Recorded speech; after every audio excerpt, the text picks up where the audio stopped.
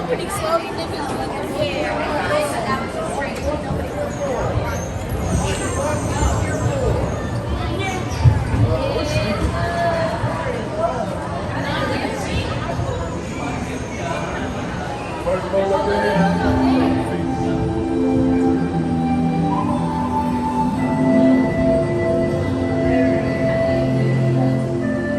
Welcome to a voyage of discovery and awareness of the richness, the diversity, and the often surprising nature of living with the land.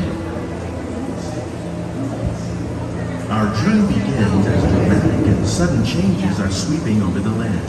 The approaching storm may seem violent and destructive to us, but to nature, it's a new beginning in the cycle of life.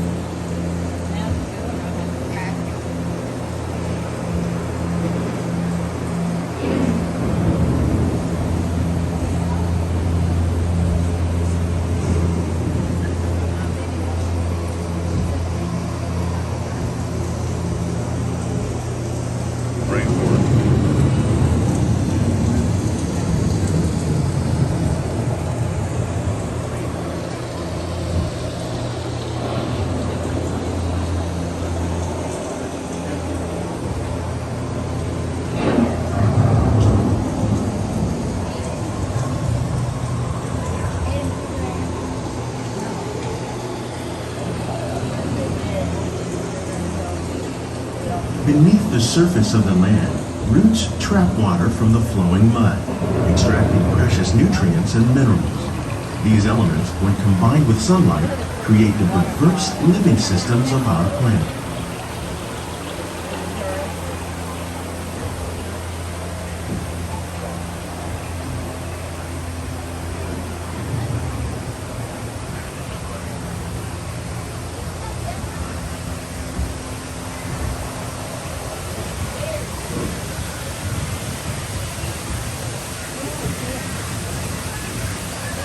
One of those living systems is the rainforest, home to the most amazing concentration of life on our planet. These dense and beautiful forests cover only a tiny portion of the Earth's surface, but they contain more than half of its plant and animal species.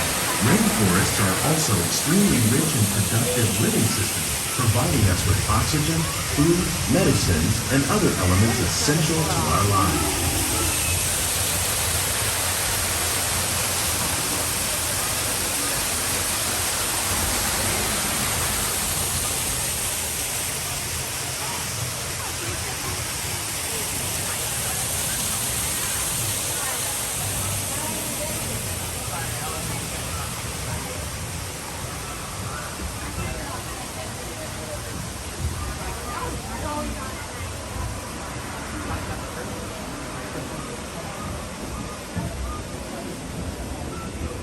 In the desert, nature has created a very different, but no less beautiful living system. And while this arid landscape may seem lifeless, it is very much alive. The plants and animals that have learned to survive in these harsh conditions make use of what little water they can find and avoid the scorching rays of the relentless sun.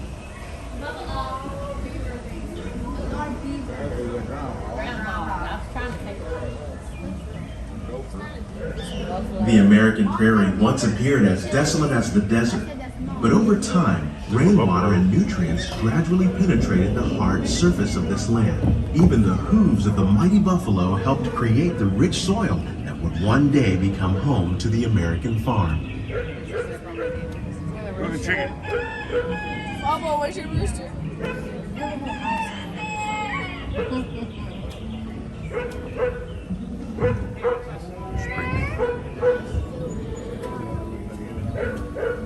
Let it go, honey, let it go.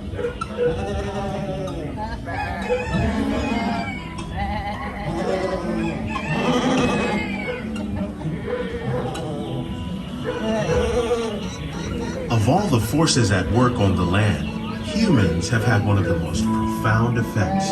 The need to produce food for a growing world led to the enormous use and sometimes overuse of the land. In our search for more efficient ways to grow food, we often fail to realize the impact of our methods.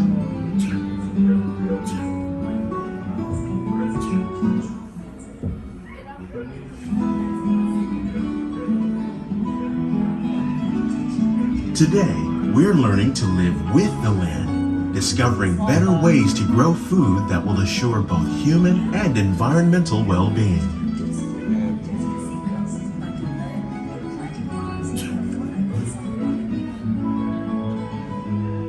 In Japan, we're learning that by mixing leaves and other living materials into our soil, we can make farmland more fertile without the need for chemicals. Here at Epcot, we're learning to reduce the need for chemical pesticides by breeding and using natural predators, like ladybugs and wasps, to control pests. In the farmlands across America, we're learning that by plowing under vegetation containing natural fertilizers, we can enrich the soil without the use of chemicals. In arid regions, we're learning to produce food on desert seacoasts by developing and planting crops that thrive on salt water. In Japan, we're learning that by mixing leaves and other living materials into our soil, we can make farmland more fertile without the need for chemicals. Here at Epcot, we're learning to reduce the need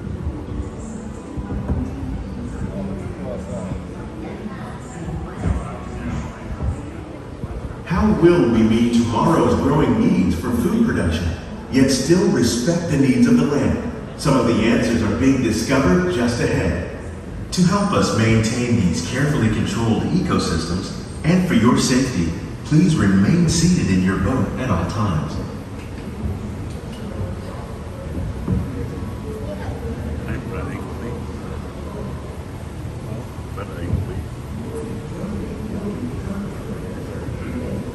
It's that big old thing we saw. I took a picture a while ago. Oh, yeah.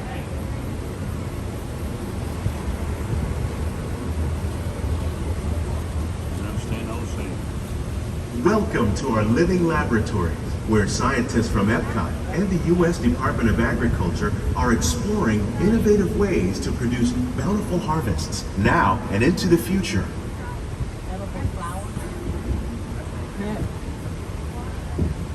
Keep all hands inside Tropics the are boat home at to the all greatest times. diversity of plants on the planet. Many of these, like papaya, bananas, cacao, coffee, and rice, are well known around the world. These are just a few of the edible plants that have been an important source of nutrition for people living in the tropics. Many are rich in vitamins and minerals, while others are well adapted to growing in less than ideal conditions. Some, like the water lily, thrive in wet, swampy areas and waterways.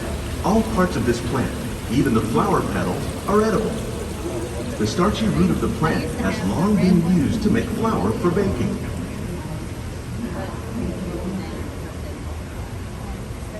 One day, many of these lesser-known tropical plants may be as important as the bananas growing on both sides of the boat. More than 28 million tons of bananas are eaten annually, making it the most popular fruit in the world. Please remain fully seated at all times.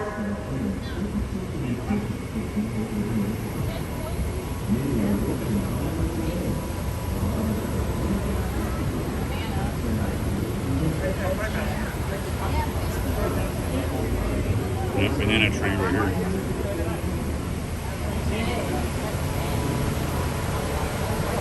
That's when you put lemon. Look at it.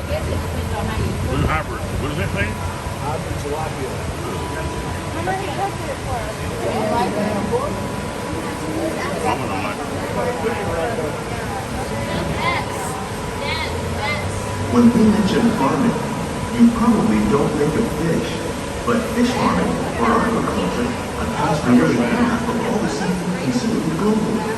Tilapia, bass, and catfish, like the ones you see here, are three of the more popular crops raised by fish farmers. The sustainable system we're using here recycles the water in the tanks. As a result, we're able to save millions of gallons each year.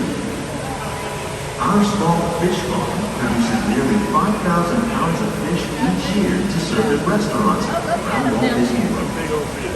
Innovations like this one can play an important role in our efforts to produce bountiful harvests and still protect natural resources.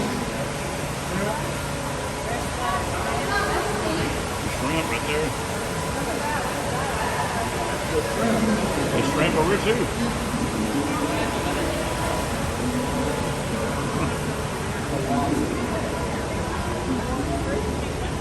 Sunflowers right there, basil.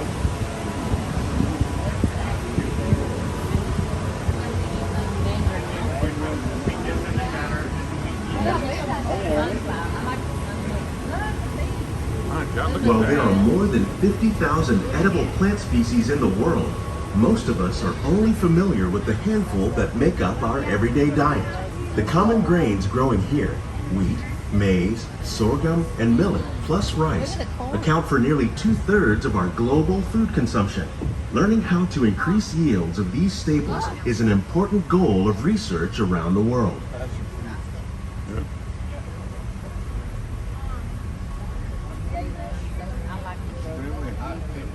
Huh.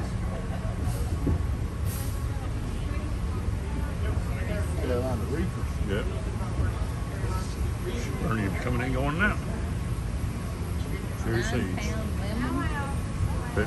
These plants are definitely on their way up.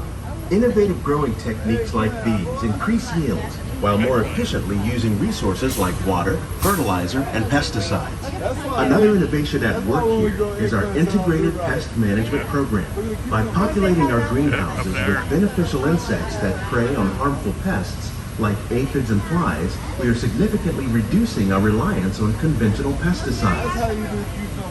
We're growing these crops using our nutrient film system. This technique precisely controls and recycles water and nutrients. With it, we can produce over 27,000 heads of lettuce a year in this one small area.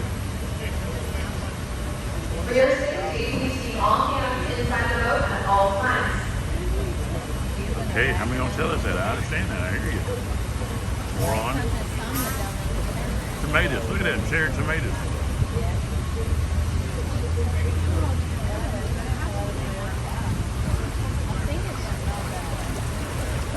Lettuce. Some of our best ideas have been inspired by nature, like these fruit and vegetable trees. By growing these ground plants vertically, we can increase yields and better control diseases. These crops taste as good as they look. In fact, we serve more than 15 tons of produce from our greenhouses in restaurants here at the land every year. They go to the home They're doing something in the lab.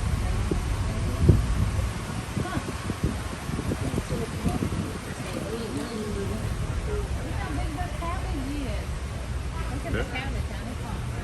It's good to eat right there. Yeah. Fiddle heads are getting well. Well, they pull all those outer leaves Yeah. off. Man. The future of agriculture may include innovative ideas like this vertical growing system. Plants grown in this way use a fraction of the space required by traditional growing methods. That saves water and increases production. The aquaponics system on your left combines hydroponics with aquaculture. The fish provide a natural source of fertilizer for the plants, and the plants help keep the water clean for the fish. It's another great way to produce more while using less. In our lab, Epcot scientists are working with the U.S. Department of Agriculture on a number of innovative projects. The goal of these efforts is to produce higher yielding and better quality plants. It's a chance for the whole family to get close and personal with the plants and growing techniques in our laboratory. Yeah. Please keep your hands and feet inside the boat and remain seated until the boat comes to a complete stop. What? What hours? No. For what? This? We'll wait out for this. Not even 10 minutes. That was fun though, yesterday was fun. These greenhouses represent just a fraction of the work being done worldwide to produce bountiful harvests for our growing population. Scientists, farmers, and even backyard gardeners are doing their part to improve the quantity and quality of foods that we all rely upon. Together, we can continue to find more ways to increase food production and protect our precious natural environment. Only then will we truly be living with the land.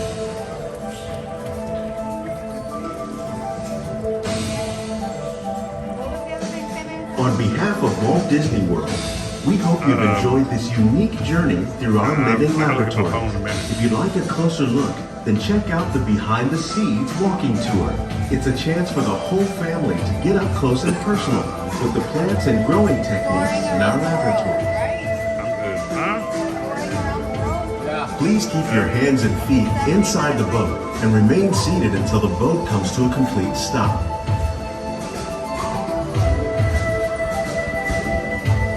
What are we doing next?